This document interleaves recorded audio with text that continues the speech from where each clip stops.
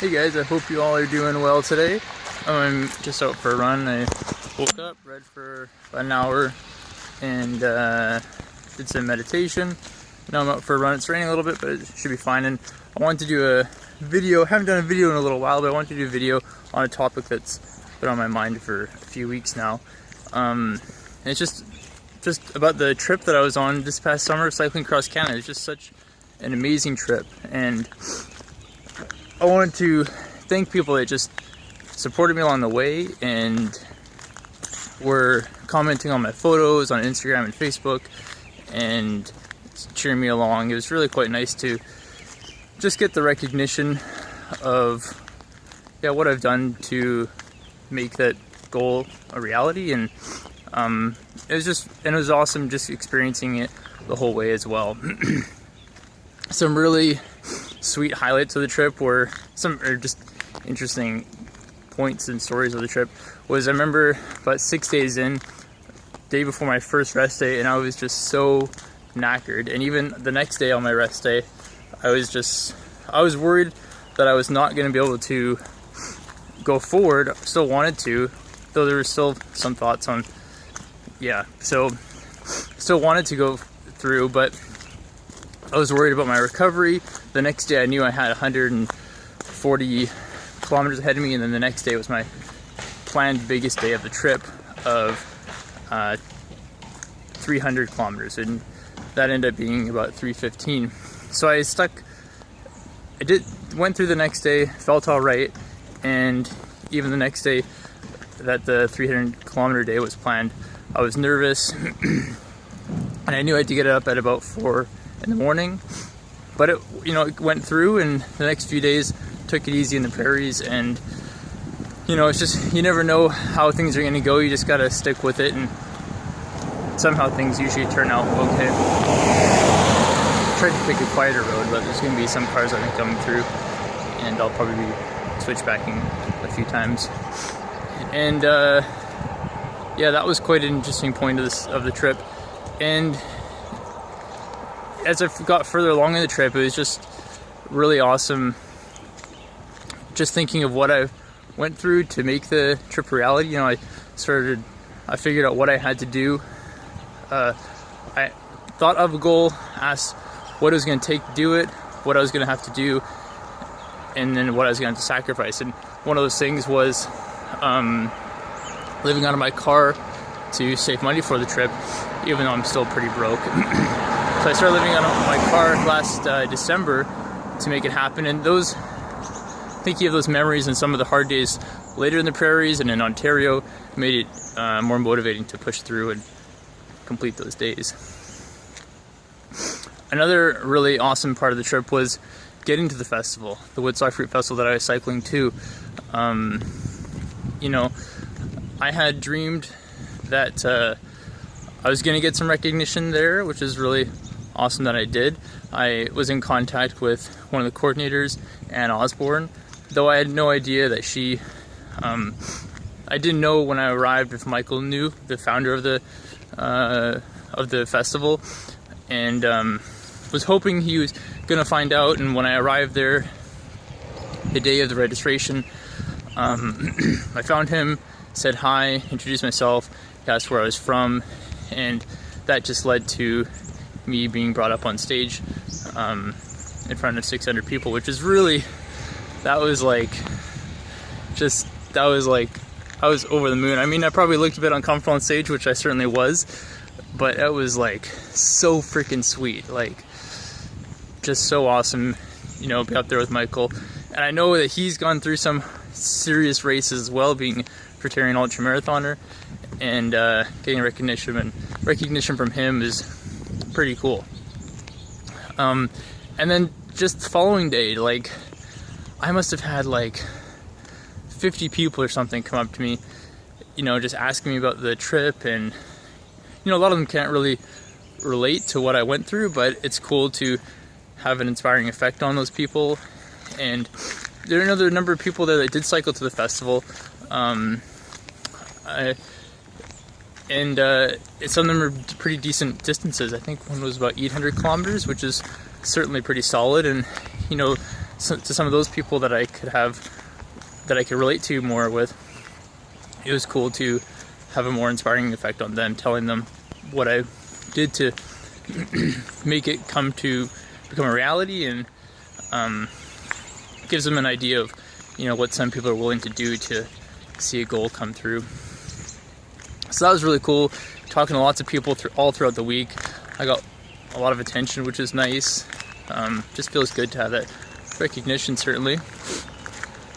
And, you know, a handful of people have told me that they're going to cycle to the festival next year, so that's pretty cool. You know, that's going to improve their health, of course. And I certainly thought that the trip was a great experience, so I'm sure they will as well. And when I came home, at least me talking about when I came home, it was kind of hard adjusting. It's still don't like it working at retail. It's like I'd rather be out riding 8-10 hours a day on the bike than working, but it's all right, I suppose.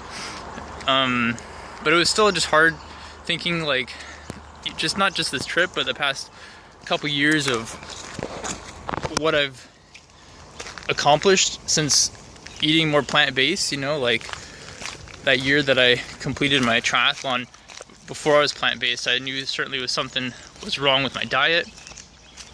And, you know, there's a coworker that was vegan and ultra-marathoner, both for about like 5 years, and just began answering questions. And, you know, a few weeks later, or a month later or so, switched vegan. The next year I completed an ultra-marathon.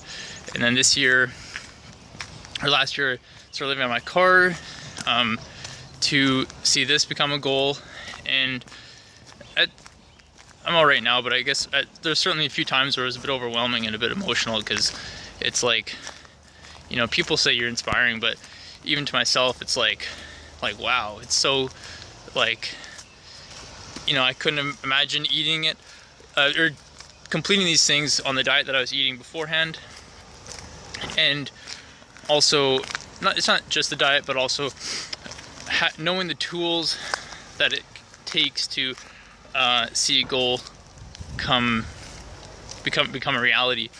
And you know, focus, determination, small habits. People don't recognize or respect how small habits in their daily lives affect, you know, long-term success, and how their environment affects their success as well, their surroundings. Like, you know, sometimes you gotta spend less time with people that aren't conducive to your goals and what you want to become, and how you want to affect the effect that you want to have in the world. So those are two things: my diet and those the knowledge of those tools have certainly helped out with attaining these goals. And it's pretty sweet knowing that, and seeing how those have changed my life in the past like 2.5 years, or yeah, a little over 2 years. So thank you so much for everyone's support. I really appreciate that.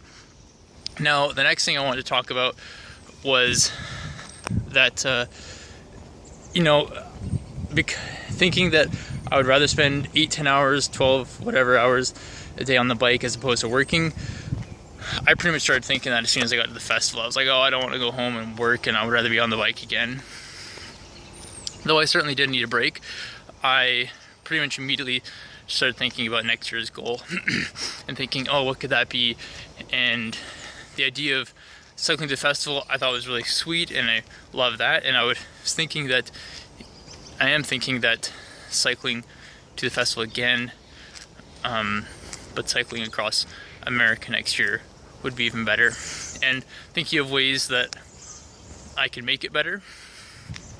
And so last year, when I was planning to cycle across Canada, I wanted to apply for sponsorship, and some sponsorships wouldn't allow you to support a charity. Just conflictions. And so this year, the next year, I would really like to do it in support of charity, and that requires a lot more time, effort, and I also want to do it faster and on a 100% fruit-based diet. This year was probably a bit over 50% on average fruit based, and just became challenging to just have the motivation to stick with 100% fruits. And yeah, so I'm putting the intention out there right now, and I'm meeting a support crew. I would really like to do it with a support crew, as I know how much resources it will require.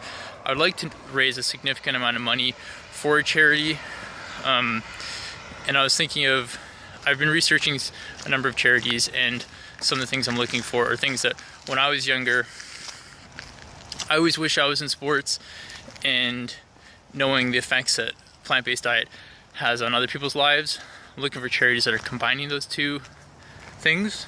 So providing financial support to children and communities to be involved in sports, and donating food to children in low-income communities around the world.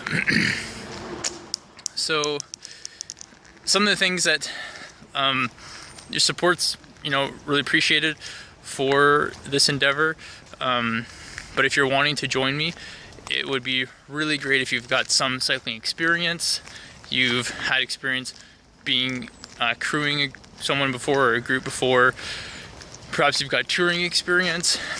It's even better if you've got a social media presence, as that's certainly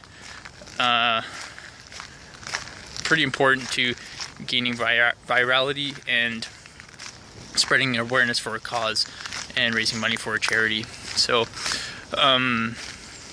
I've already been, I'm going to probably start training in December or January for it. It's certainly a bigger goal, but I know it's attainable. I've done it last year, and this year is a bit more challenging because I want to do it in 20 days as opposed to 30 days.